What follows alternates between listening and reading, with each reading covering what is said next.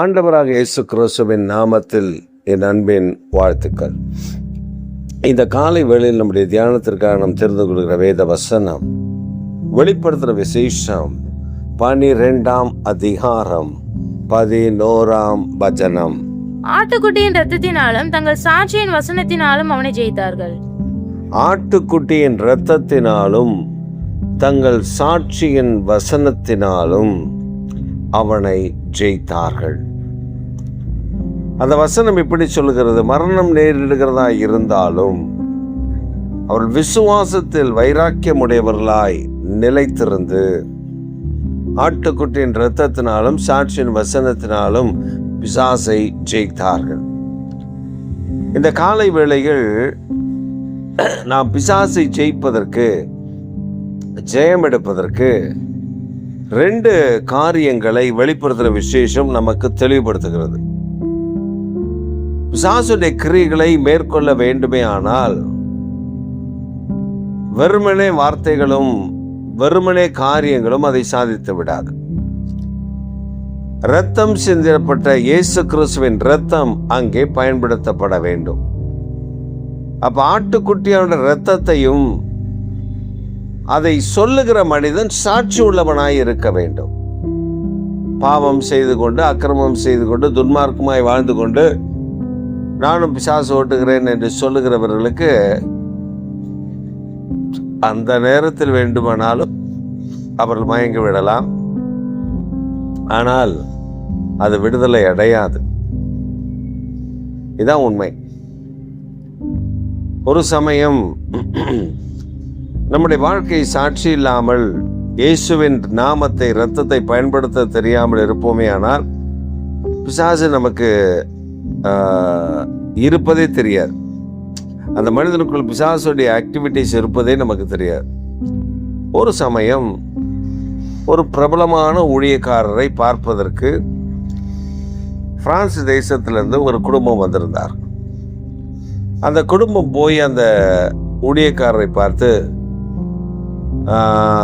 பிசாசுடைய கிரியை அடிக்கடி எனக்கு இப்படியெல்லாம் ஆகிறது, பிசாசுடைய கிரியை இருக்கிறதா அப்படின்னு இவங்க போய் செபித்த பொழுது அவர் சொல்லிட்டாரு, அப்பெல்லாம் பிசாசுடைய கிரியெல்லாம் ஒன்றும் இல்லை, உனக்கு நீ நல்லா தான் இருக்க, உனக்கு சிக்னஸ் தான் அப்படின்னு சொல்லி அனுப்பிட்டார்.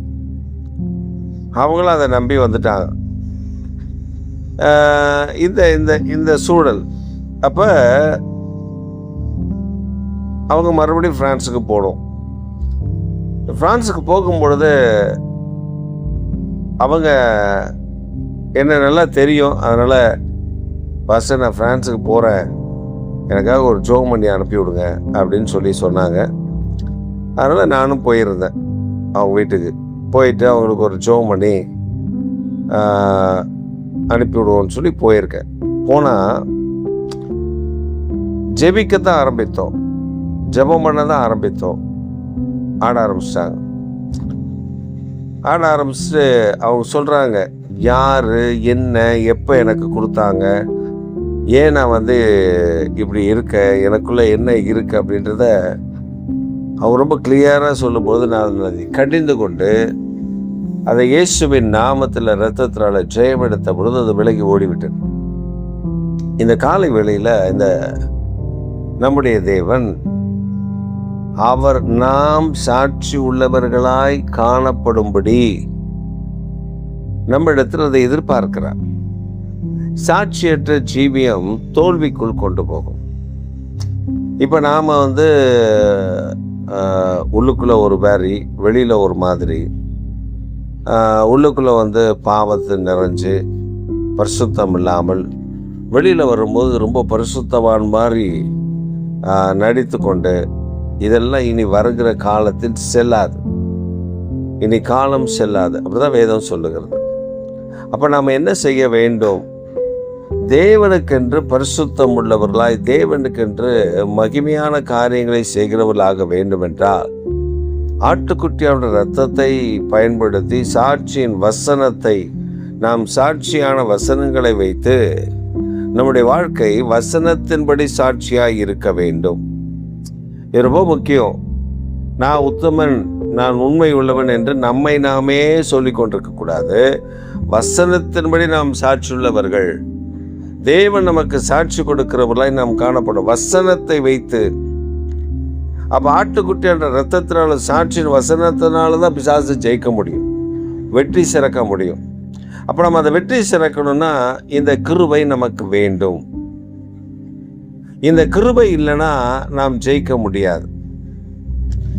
அப்போ பிசாசை ஜெயிப்பதற்கு நமக்கு ஆண்டவர் தந்திருக்கிற ஆயுதம் 2. ஒன்று இயேசுவின் இரத்தமும், மற்றொன்று வசனத்தின்படி சாட்சியாய் வாழ்கிறது.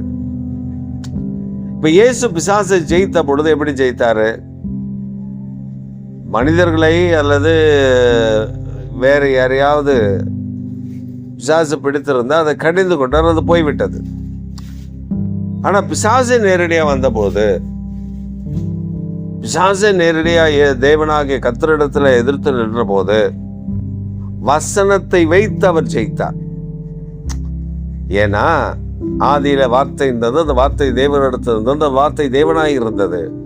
அந்த வார்த்தையே அவர்தான். ஆனா அவர் அந்த வார்த்தையை சொல்லுவதற்கு தகுதி உள்ளவராய் இருந்தார். மேட்ரே தான்.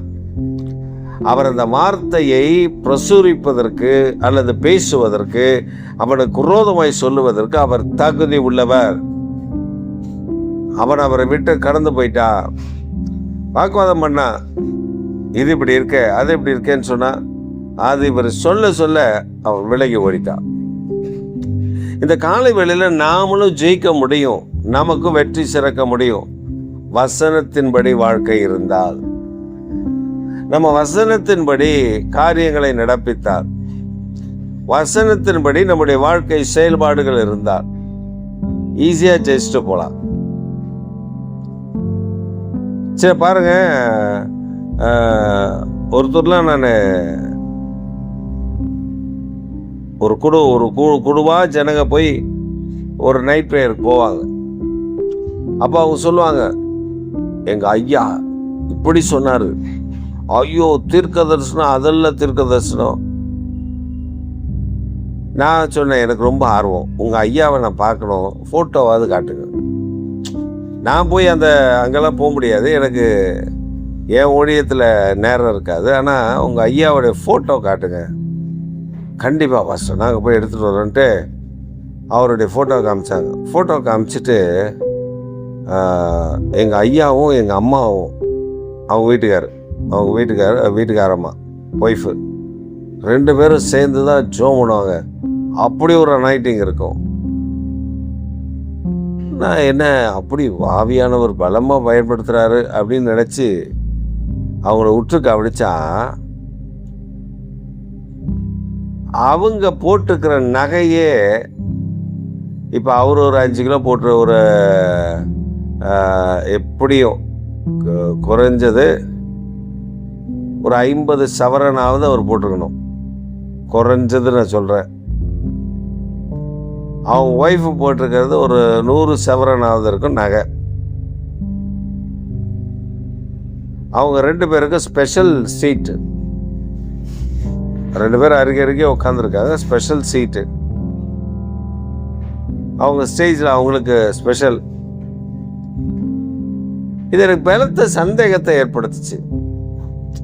அப்போ அந்த சந்தேகத்தை ஏற்படுத்தும் பொழுது எனக்கு ஒரு காரியம் புரிந்தது. ஜனங்கள் போகிறவர்கள் ஆண்டவருடைய வார்த்தைக்காக இயங்குகிறார்கள். என்னத்தையோ ஒன்று சொல்லி விட்டுட்டோன்னா அந்த ஜனம் அப்போதைக்கு சந்தோஷப்பட்டு போயிடும். அப்புறம் கொஞ்சம் காலம் கழித்து நான் கேட்டேன், பயங்கரமாக தீர்க்கதரிசனம் சொல்லுவார், அது நடந்துச்சா அப்படின்னு கேட்பேன்.